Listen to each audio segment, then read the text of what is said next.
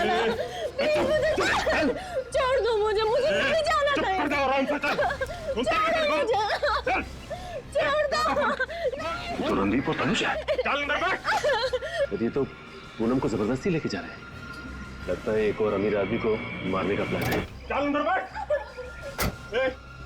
जल्दी गाड़ी चला, इससे पहले को आ जाओ यहाँ पे। चल। आ जाएंगे नहीं, आ गए।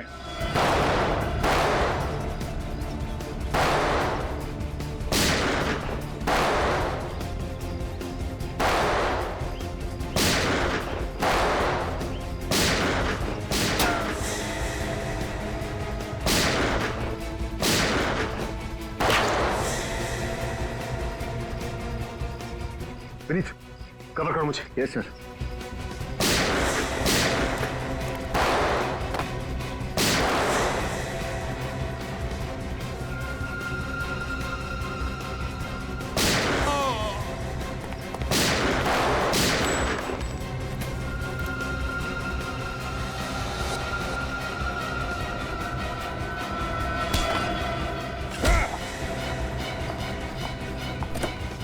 तुम ठीक हो ना? हाँ मैं।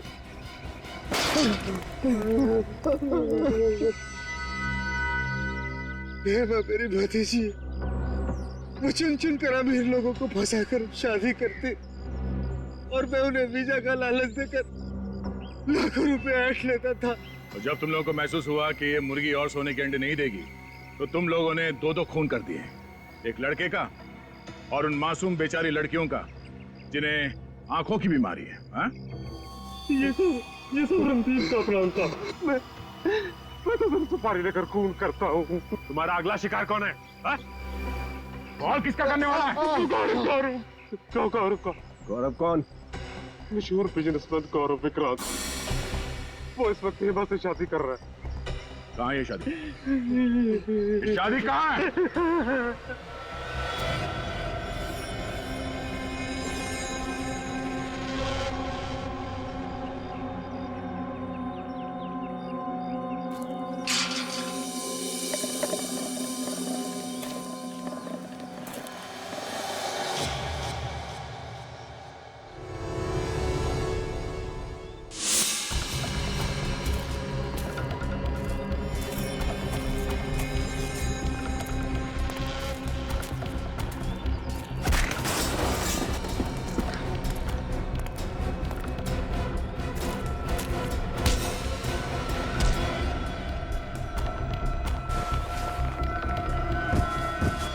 जिस पल का मुझे बहुत दिनों से इंतजार था, आज वो पल आ गया है तनिषा।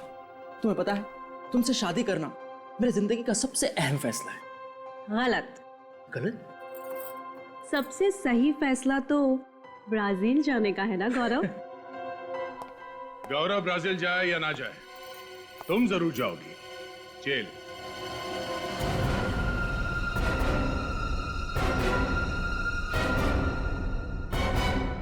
जेल?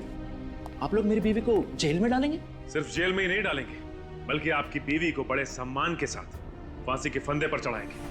तनिषा, ये सब लोग क्या कह रहे हैं? तनीषा नहीं, हेमा और प्रीति। क्यों, और भी बहुत सारे नाम है ना तुम्हारे। जाने दो मुझे, वरना अगले 5 सेकंड में इस कबूतर का भेजा फर्श पे पड़ा होगा। तनिषा, ये क्या कर रही हो तुम मुझ पर गन डाल रही हो? अपने पति को जान से मारोगी तुम? सॉरी गौरव, वैसे भी तुम्हारी जीवन रेखा कम थी, लेकिन अब सीआईडी के आने से और कम हो गई है। 1 2 3 4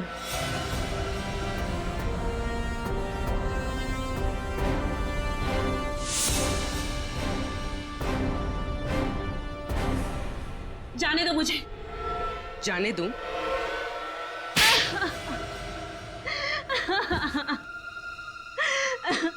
हम जानबूझकर वही परिवार ढूंढते जिन्हें एनआरआई बहू चाहिए थी, और फिर उन परिवारों का विश्वास जीतकर उनके साथ विश्वासघात करते हो तुम लोग। मैं चाचा जी को कुलभूषण बनाकर अपने ससुराल वालों से मिलवाती, और खुद एक अच्छी बहू बनने का नाटक करती रहती है। शादी जैसे पवित्र बंधन का गलत इस्तेमाल करके तुमने बहुत ही भयानक गुनाह किया है। तुम्हें तो फांसी ही होगी। गोपी, गोपी,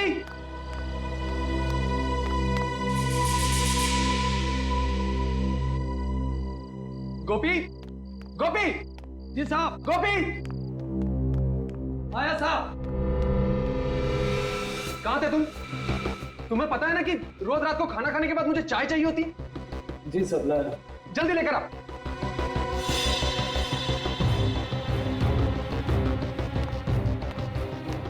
कभी कभी तुम्हें क्या हो जाता है दीपक?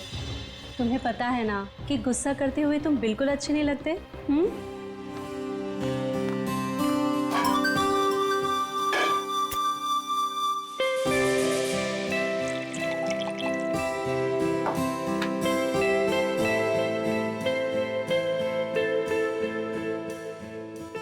दीपक, कल सुबह इगतपुरी जाने का मेरा कोई मूड नहीं है। माँ डार्लिंग, मूड तो हम लोग बनाने जा रहे हैं ना, तो मूड तो वहां जाकर बन ही जाएगा। क्या बात है, बड़े रोमांटिक हो रहे हो। अरे यही तो उम्र है रोमांटिक होने की। गोपी, गोपी। जी मैम साहब। गोपी, चाय के साथ थोड़ी सी बिस्किट भी ले आना। जी मैम साहब।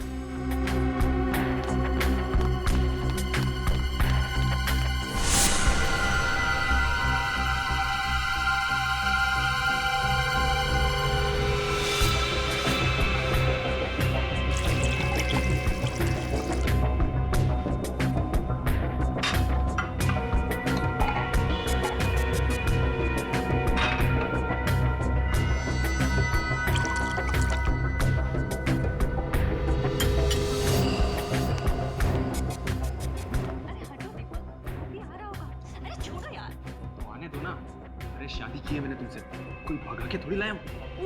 हटो हटो, छोड़ो।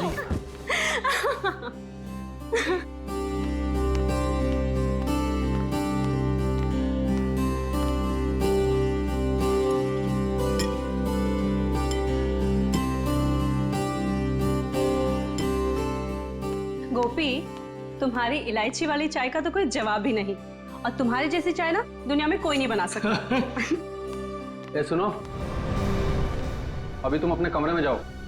कल सुबह में जल्दी उठा देना, हमें 6 बजे निकलना है। जी सर। जाओ।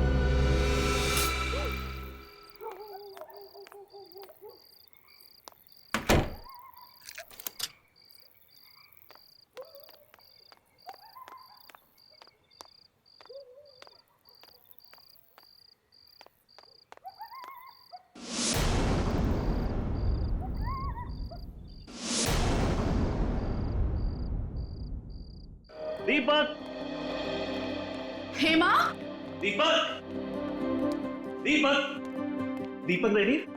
नहीं साहब, अभी तक तो वो लोग सो रहे हैं। क्या? हमें 6 बजे बुला के खुद सो रहा है? दीपक, दीपक,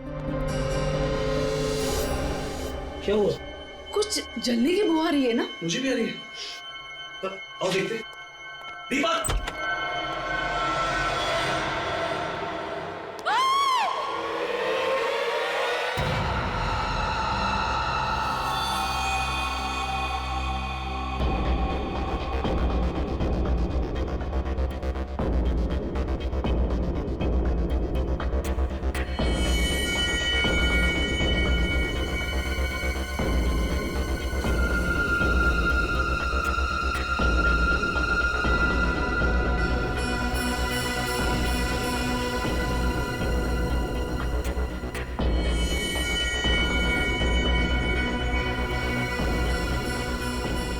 निखिल, सर। जरा उस सर्वेंट गोपी को बुलाओ। सर।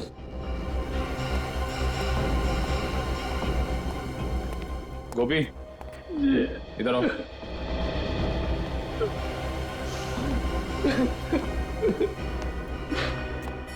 सुनो, जरा अंदर चलो। सर।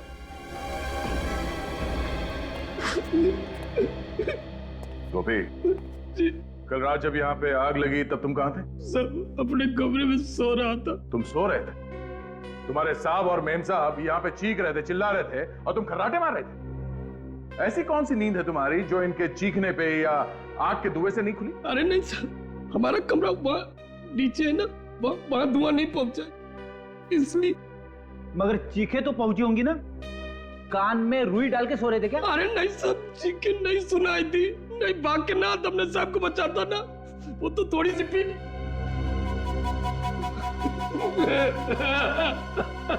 शर्म आनी चाहिए तुम्हें। अगर तुम शराब के नशे में नहीं होते तो शायद तुम्हारे साहब और मेम साहब आज जिंदा होते। अच्छा, कल रात यहाँ पे और कौन कौन था? नहीं नहीं, कोई और नहीं था, हम सिर्फ 3 लोग थे यहाँ पे। आखिरी बार कब मिले तुम अपने साहब और मेम साहब को?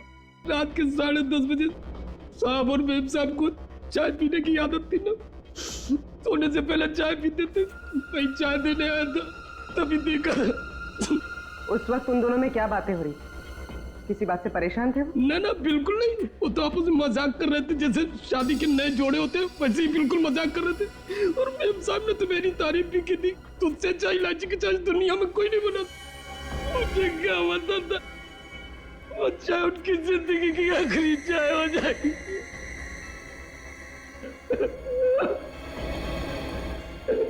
कमाल है, इस कमरे में आग लगी पर पलंग और गद्दे के अलावा यहाँ पे और कुछ नहीं जला।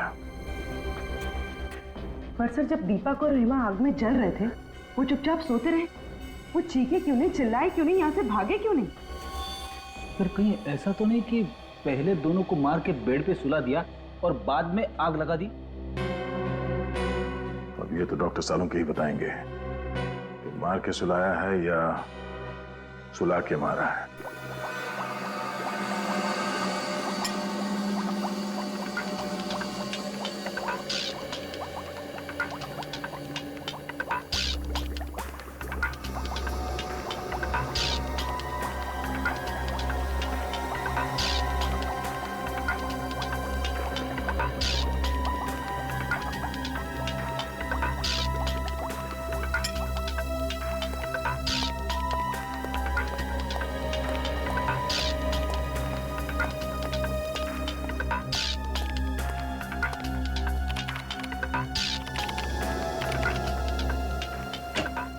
हाँ अभिजीत भाई, तुम लोगों का अंदाजा एकदम सही था। ये दीपक और हेमा वाकई इस हालत में नहीं थे कि अपने आप को आग से बचा सके। मतलब दोनों जख्मी थे? नहीं ब्रेडी, जख्मी तो कतई नहीं थे, क्योंकि ना तो इन दोनों के शरीर पर गोली का निशान था, ना किसी चाकू का निशान था, और ना ही किसी और तरीके की चोट का निशान था। तो फिर इन्होंने अपने आप को बचाने की कोशिश क्यों नहीं की? गैरी हैथर की वजह से।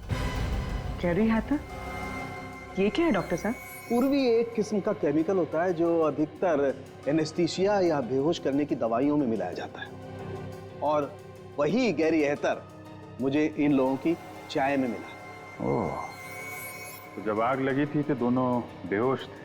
बिल्कुल, इसलिए बेचारे ना तो चिल्ला सके और ना ही भाग सके। हाँ, आओ बताता हूँ।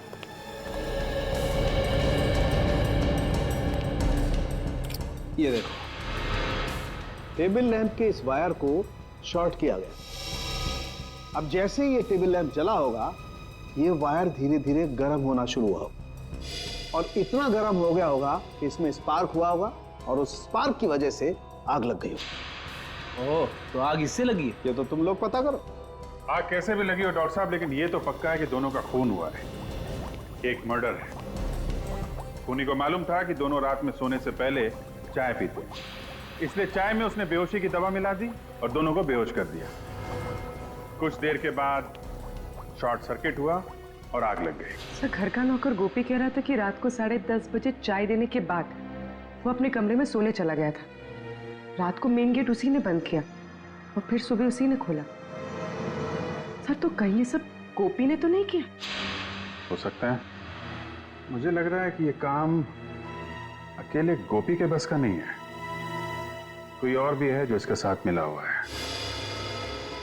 पहले एक काम करते हैं, दीपक और हेमा, इनकी पूरी डिटेल्स निकालते हैं, इनकी पूरी हिस्ट्री। जी हाँ, वो सारी डिटेल्स मुझे जल्दी से जल्दी चाहिए। Thank you. सर, ये रही दीपक की जन्म कुंडली। Very good. पिछले 6 महीनों में उस पर 2 बार हमला हो चुका है, पर किस्मत से वो दोनों बार बच निकला। और दोनों बार जब इस पे हमला हुआ तो ये मीटिंग के लिए अकेला जा रहा था। सर अगर ये कोई बिजनेस से रिलेटेड दुश्मनी होती फिर तो उसे दीपक के पार्टनर मनीष को भी अपना निशाना बनाना चाहिए, सिर्फ दीपक ही क्यों? वही तो हैरानी की बात है सर, ये दीपक और मनीष हमेशा साथ साथ जाते थे मीटिंग करने के लिए, पर जिन 2 दिनों में दीपक पे हमला हुआ 7 मार्च और 14 मई को, तब मनीष उसके साथ नहीं था। मनीष कैसे साथ होता? दीपक की मौत से सबसे ज्यादा फायदा होगा मनीष को,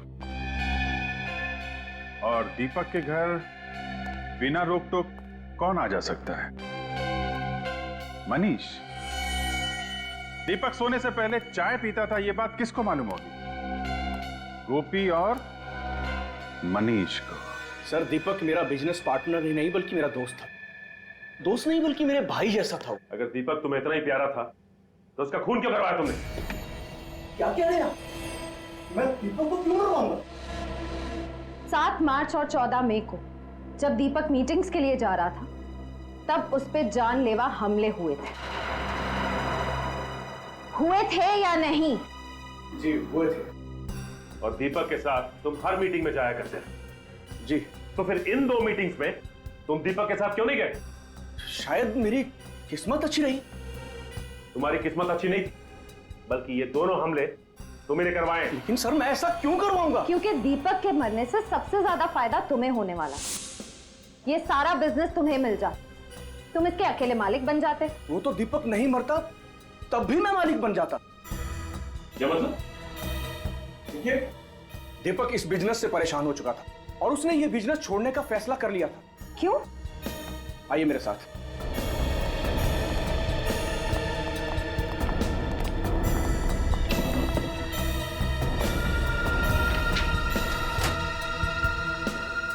दीपक बिजनेस इनकी वजह से छोड़ रहा था।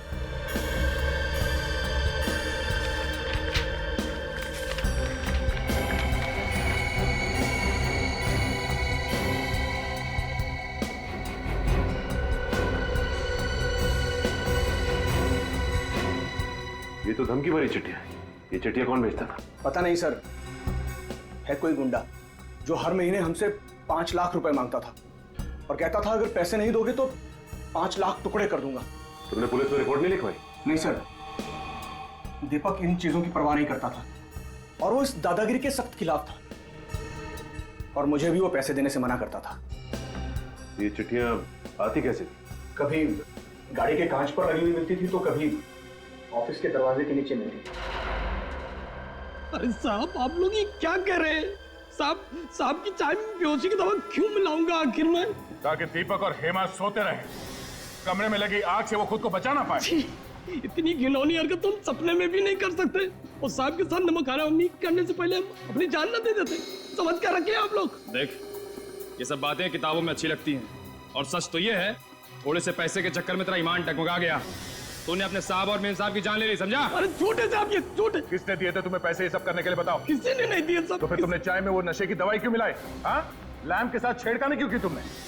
बोलो, शॉर्ट सर्किट क्यों किया? उस लैम्प को मैं क्या छूऊंगा? मैं कैसे छेड़खानी कर सकता हूँ उसको? मुझे तो वो बाथरूम का जो पानी गर्म करने वाला होता वो भी चलाना नहीं आता, तो इसको क्या छूऊंगा सर? इस घर में सिर्फ 3 लोग रहते, दीपक, हेमा और तुम, जिनमें से 2 मर चुके, तो बचे सिर्फ तुम। नहीं, कल एक आदमी और आया था, उसने लैब के साथ छेड़खानी की होगी, उसने छुआ होगा। कौन आया था? वो बिजली वाली दुकान में जो होता है ना, क्या कहते हैं? इलेक्ट्रिशियन वाला। हाँ इलेक्ट्रिशियन। कितने बजे आया था? 7, 7:30 बजे। किस लिए आया था? वो बोला था कि हाँ साहब के कमरे का एसी ठीक करना। अच्छा, तुमने बुलाया था उसे? नहीं, मैंने नहीं बुलाया था। तो फिर किसने बुलाया? साहब ने बुलाया होगा। तुमने उसे यहाँ से बाहर जाते हुए देखा? नहीं साहब, वो उस समय तुम्हें किचन में था, कब चला गया पता ही नहीं चला। इसका मतलब सर वो इसी घर में कहीं छुपा हुआ था। हाँ, और उसी ने मौका मिलते चाय में नशीली दवाई मिलाई और स्लैम का शॉर्ट सर्किट कर दिया। मिल गया। 59 गीता मार्ग बलवंत नगर। हाँ सर। इस एड्रेस पर कल हमारा इलेक्ट्रिशियन गोपाल गया था सर। गोपाल को बुलाओ। मगर आज तो वो काम पर आया नहीं सर। तो फोन करके जल्दी बुलाओ उसे, जरूरी बात करनी है। सर मैं सुबह से कई बार ट्राई कर चुका हूँ, लेकिन उसका फोन स्विच ऑफ आ रहा है। लगता है उस बेचारे की तबीयत ठीक नहीं है। बेचारा? कोई बेचारा नहीं है वो। दो फोन किया उसने। क्या? कौन? सर मैंने तो उसे 3 दिन पहले काम पर रखा था सर। इस चक्कर में मैं तो नहीं फंस जाऊंगा ना? उम्मीद करो कि गोपाल जल्दी मिल जाए, वरना फंस भी सकते हो। तुम्हारे पास उसकी कोई फोटो वोटो है? वाह, बिना फोटो या बिना आई कार्ड के तुमने किसी को भी ऐसे ही काम पे रख लिया? नहीं सर, मैंने तो आईडी कार्ड मांगा था। उसने कहा कि गांव में भूल गया हूँ, अगले हफ्ते उसका भाई आया तो लेके आएगा। उसका चेहरा तो याद है ना तुम्हें? हाँ सर, बहुत अच्छी तरह। उसका स्केच बनवाओ हमारे लिए। पता तो चलिए ये गोपाल कहाँ कहाँ शॉर्ट सर्किट करता फिरता है।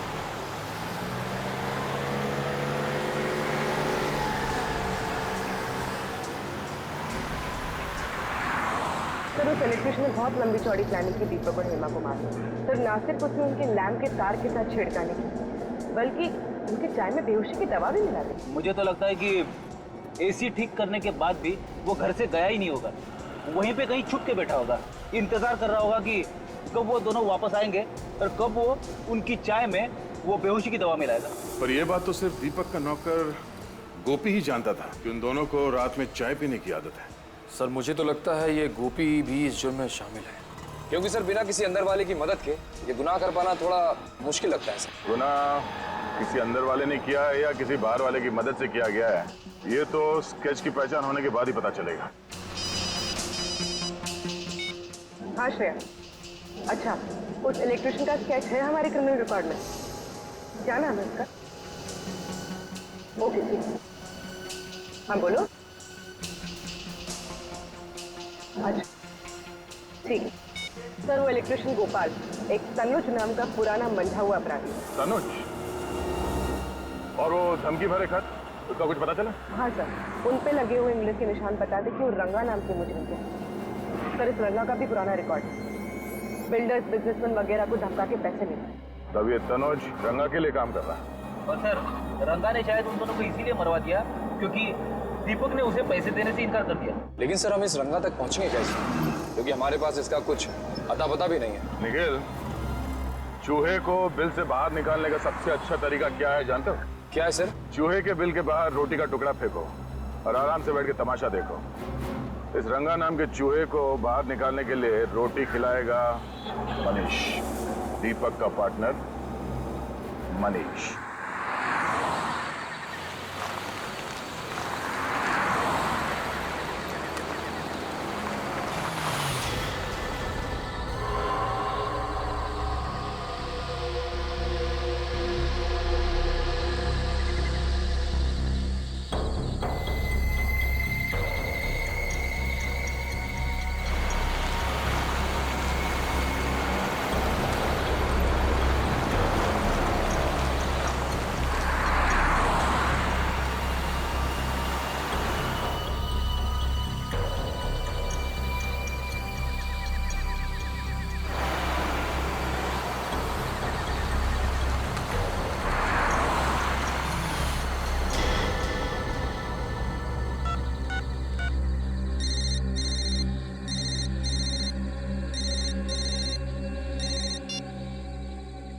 शाबाश, अच्छा हुआ जो तू खुद ब खुद आया। तेरे सिर पे रंगा का हाथ है, अब तेरा कोई बाल भी बाका नहीं कर सकता। पूरे पैसे लाया ना? हाँ पूरे हैं, चाहे तो गिन लीजिए। हमें अपने क्लाइंट पर पूरा भरोसा होता है, तू कम पैसे देने की गलती कभी नहीं करेगा। अच्छा एक काम कर, बाहर निकल, ब्रीफ केस सड़क पे छोड़ और जा। ठीक है।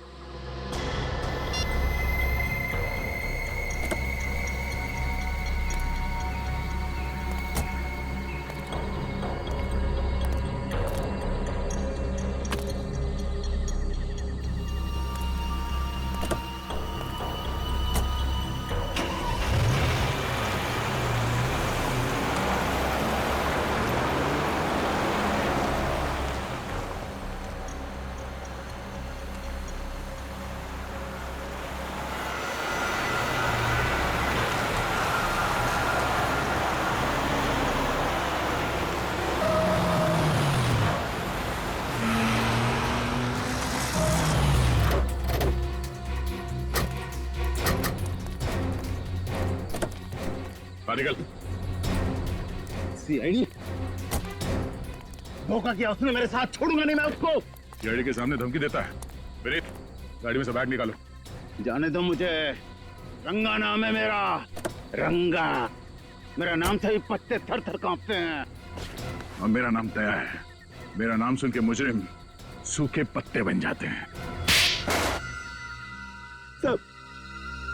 साहब मुझे माफ कर दो साहब। साहब अब शेर है, मैं चूहा हूँ साहब। मेरा आपका मुकाबला है साहब। दीपक को क्यों मारा? दीपक को मैंने नहीं मारा साहब। मैं दीपक को क्यों मारूंगा साहब? क्योंकि उसने तुम्हें पैसे देने से इनकार कर दिया था। उसके मरने के बाद भी मुझे पैसा कहाँ मिला? साहब मैं तो छोटा मोटा गुंडा हूँ, छोटी मोटी धमकी देता हूँ, पैसे ऐडता हूँ साहब। खून करने की तो मैं सोच भी नहीं सकता साहब। झूठ मत बोल। तू जानता था कि दीपक को मारने से बाकी बिजनेस वालों के दिलों में तुम्हारे नाम का डर बैठ जाएगा, इसलिए तुमने अपने साथी तनुज को वहां भेजा इलेक्ट्रिशियन बना के। सोच समझ के लंबी चौड़ी प्लानिंग की थी तुमने खून करने की। क्यों? मगर साहब तनुज अब मेरे साथ काम नहीं करता। एक महीना हो गया उसे मेरी गैंग छोड़े हुए। तो फिर ये तनुज किसके साथ काम करता है? मुझे नहीं पता साहब। हाँ वो कह रहा था कि वो अपनी खुद की गैंग बनाएगा साहब। कहीं इस दीपक की मौत के पीछे इस तनुज की गैंग का हाथ तो नहीं है?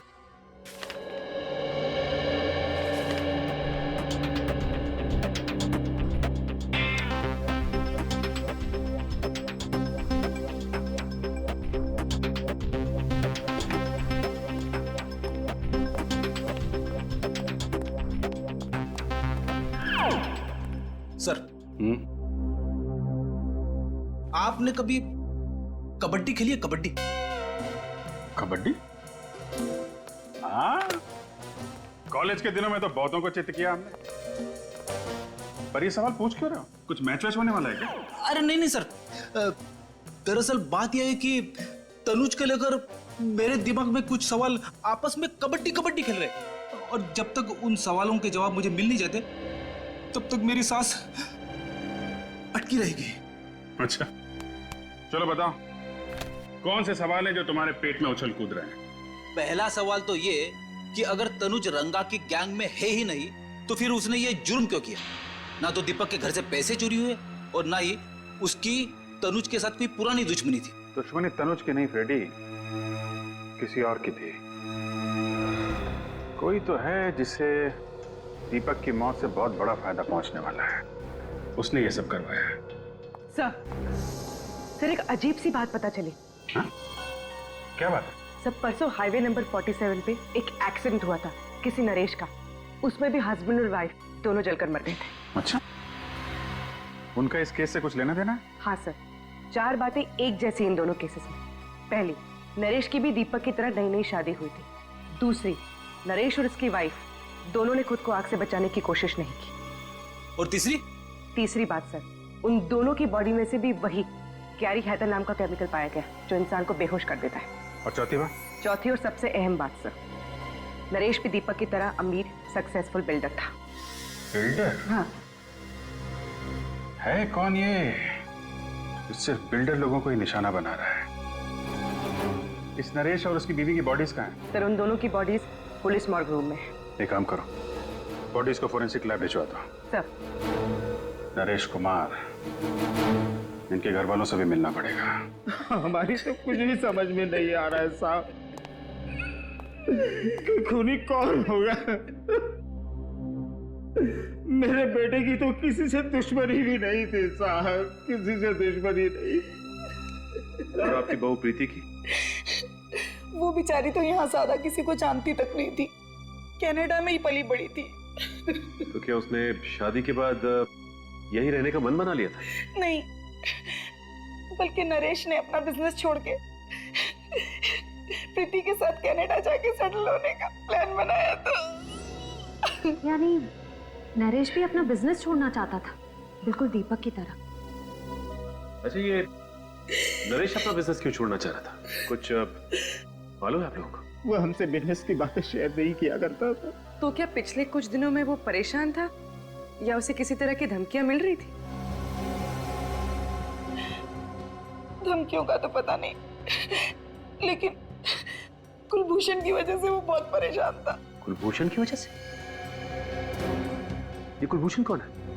वो एजेंट जो मेरे बेटे को कनाडा जाने के लिए वीजा का इंतजाम कर रहा था साहब। लाखों रुपए ऐंठ लिए उसने, लेकिन वीजा नहीं दिला पाया।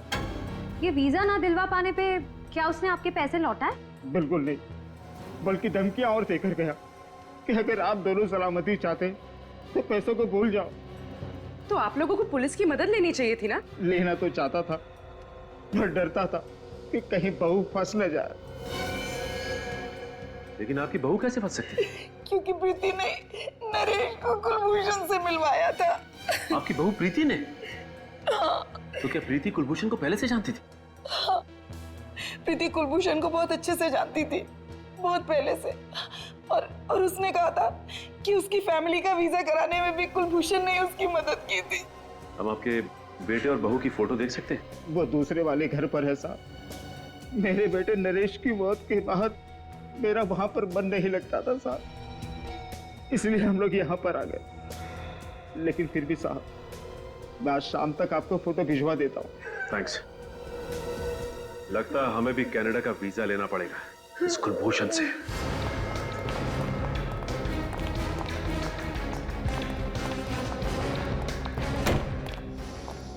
संभाल के भाई। भाई साहब, यहाँ का मालिक कौन है?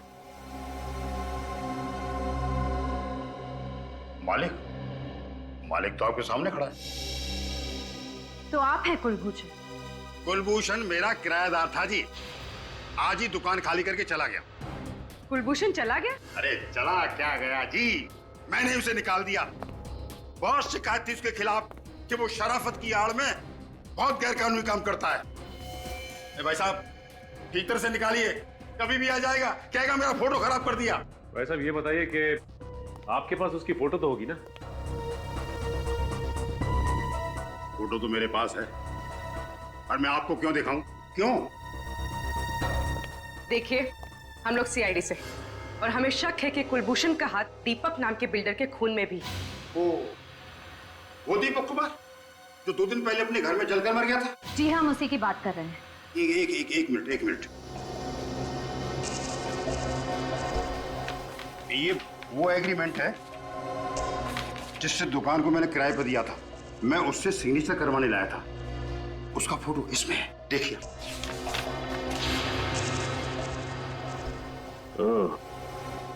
ये है कुलभूषण। सर, लगता है ये दीपक भी इस कुलभूषण के चंगुल में फंस गया था, विदेश जाने के लालच में। अब दीपक के परिवार वाले ही बताएंगे इस कुलभूषण का इतिहास। आप ठीक कह रहे सर, कुलभूषण ही वो एजेंट था जो दीपक को वीजा देने वाला था। मतलब वीजा दिया नहीं दिया, पैसे भी पूरे ले लिए। जब भी हम लोग फोन करते यही कहता, आज दूंगा, कल दूंगा, यही कह के हमें बेवकूफ बनाता रहा।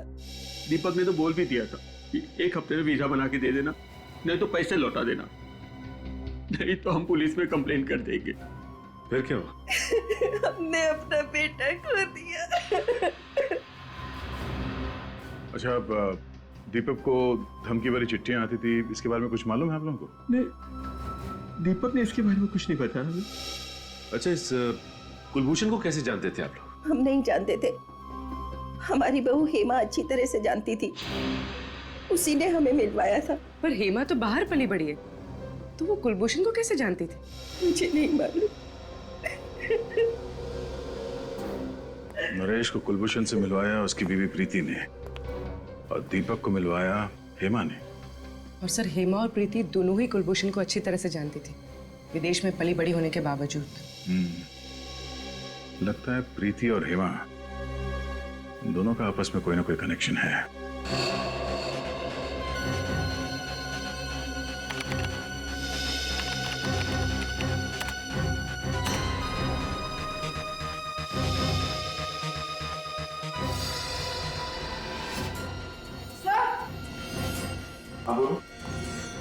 सर, ये कुलभूषण नहीं है, इसका असली नाम रणदीप है। रणदीप? ओह, ये तो पुराना पापी है।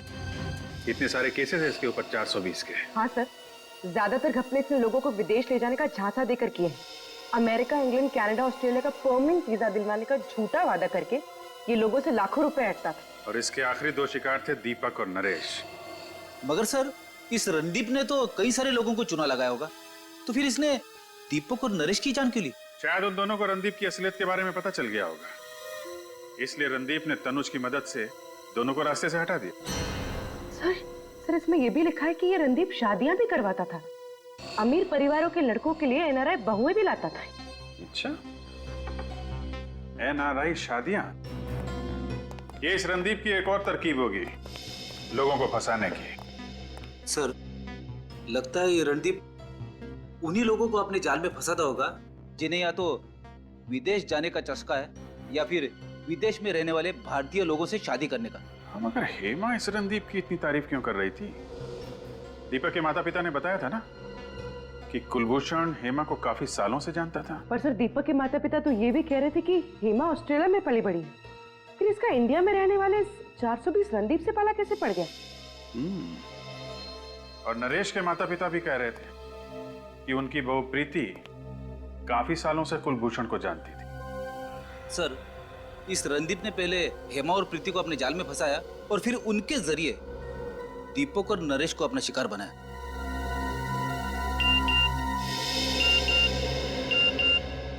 नरेश के पिता का एमएमएस, हमने उनसे प्रीति की फोटो मंगवाई थी ना, शायद वही होगा।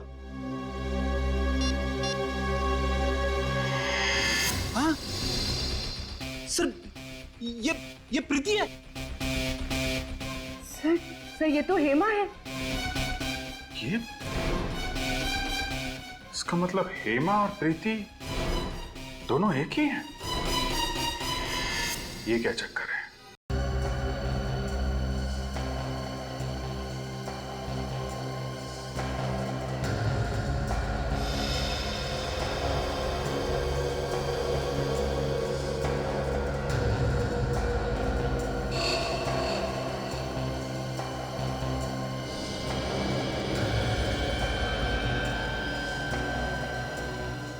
अब फोटो के अंदर घुस ही जाओगे क्या सालू के साथ? इतनी बारीकी से क्या देख रहे हो? हेमा की आंखें। नहीं तो क्या मिला कुछ आंखों में आपको? ढूंढ रहा हूँ अभिजीत, मैं ये पता करने की कोशिश कर रहा हूँ कि हेमा को हेड्रोक्रोमिक इरिडोसाइसिलिया नाम की बीमारी थी या नहीं। हेड्रोक्रोमिक इरिडोसाइसिलिया, ये क्या होता है डॉक्टर साहब? बच्चे, एक आंखों की ऐसी बीमारी होती है जिसका अगर वक्त पर इलाज न किया जाए तो आंखों की रोशनी जाती रहती है। अरे बाप रे, ये तो बड़ी खतरनाक बीमारी है। मतलब हेमा और प्रीति को ये बीमारी थी? अभिजीत, इन दोनों लाशों के ब्लड में तो मुझे इस बीमारी के लक्षण दिखाई दिए, लेकिन इस हेमा की आंखों में मुझे इस बीमारी का जरा भी कोई लक्षण दिखाई नहीं दिया। इसका मतलब इन दोनों लाशों में हेमा नहीं है ना। हेमा की जगह किसी और को लाके जला दिया गया है। सर, अगर हेमा जिंदा है तो फिर वो गई कहां? और अगर ये लाश हेमा की नहीं है तो फिर है किसकी? सभी अस्पतालों से उन मरीजों की लिस्ट निकालो जिन्हें ये आंख वाली बीमारी थी, फिर देखते हैं उनमें से कौन कौन गायब है। पर आप लोगों को इस हेट्रोक्रोमिक इरिडोसाइसिलिया के मरीजों की लिस्ट चाहिए क्यों? केस सॉल्व करने के लिए। हम लोग सीआईडी से। ओह, एक मिनट। बहुत रेयर बीमारी है ये सर, बहुत कम लोगों को होती है। ये है उन मरीजों के नाम। तो कम से कम 50 नाम है।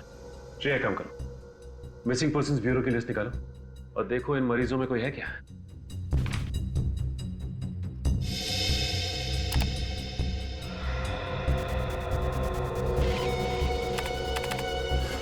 सर, आभा का नाम है इसमें। सर, गौरी का भी है। एक की उम्र 24 साल और दूसरे की 26। ये देखो, दोनों की हाइट 5 फुट 3 इंच, बिल्कुल हेमा के जितनी। और इन्हें दूर से देखकर कोई कह ही नहीं सकता कि ये हेमा नहीं है। सर, मतलब हेमा की जगह इन दोनों की लाश रखी गई। लाश? जी हाँ, लाश। हमें शक है कि आभा और गौरी इन दोनों का खून हो गया है। ये तो बहुत बुरा हुआ सर। भगवान इन दो मासूम बच्चियों के साथ ऐसा कैसे कर सकता है? ये दोनों तो अपना इलाज कराने के लिए विदेश भी जाने वाली थी। विदेश जाने वाले थे? ओह, अब बात समझ में आई। इसका मतलब ये दोनों लड़कियां कुलभूषण से मिलने गई थी वीजा के लिए, और जैसे ही कुलभूषण ने इन दोनों लड़कियों को देखा कि ये दोनों हेमा जैसी दिखती है, उनका काम तमाम कर दिया उसने। श्रेय, काम करो, जरा देखो इस लिस्ट में किसी का प्रोफाइल मैच करता है क्या?